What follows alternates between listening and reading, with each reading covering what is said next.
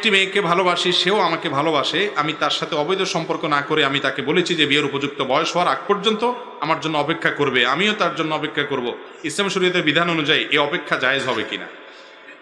ভাই, সবচেয়ে বড় কথা হলো এরকম কিছু নেক্সুরতের ধোঁকা আছে, বুঝছেন?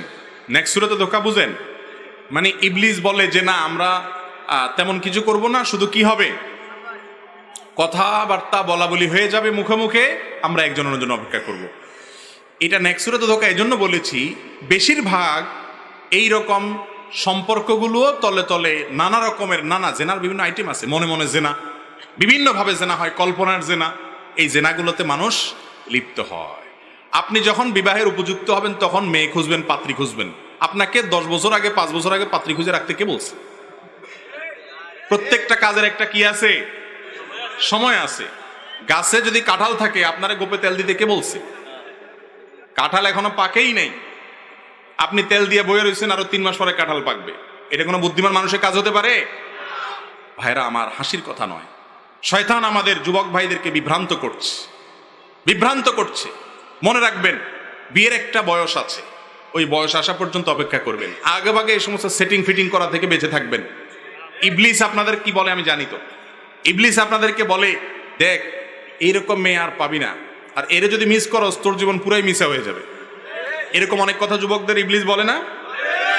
বিশ্বাস করেন, ইবলিসের চেয়ে বড় মিথ্যুক আল্লাহর জমিনে আর নাই। এই মিথ্যুক আপনার সাথে মিথ্যা কথা বলে, এটা মিথ্যা কথা। এই মেয়ে চলে গেলে এর চেয়ে বহুত ভালো মেয়ে দুনিয়াতে আসবে ইনশাআল্লাহ।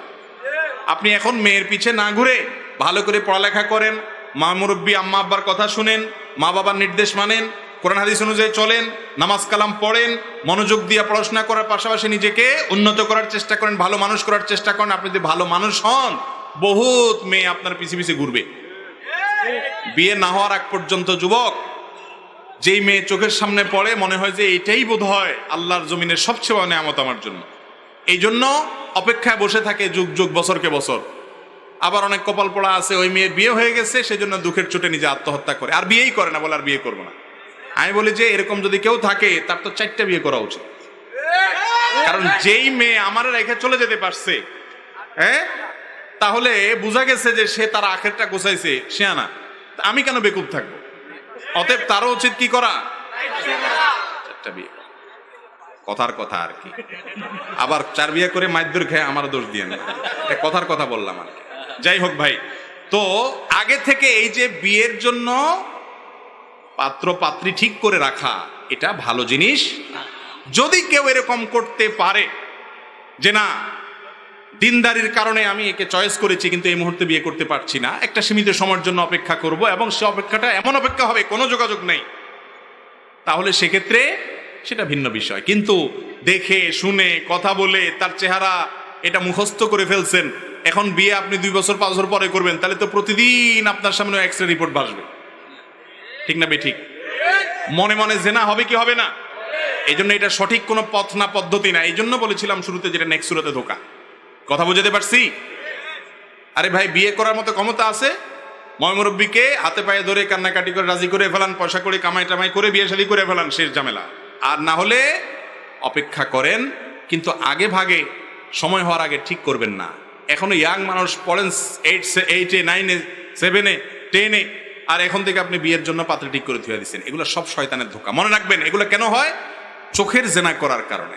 চোখ দিয়ে মানুষ প্রথম জেনা করে, এরপরে কল্পনার জেনা করে, এরপরে সরাসরি জেনায় মানুষ লিপ্ত হয় এবং তার চরিত্র নষ্ট হয়, ধ্বংস হয়, তার দাম্পত্য জীবন ধ্বংস হয়, পুরো জীবন অন্ধকারে চলে যায়।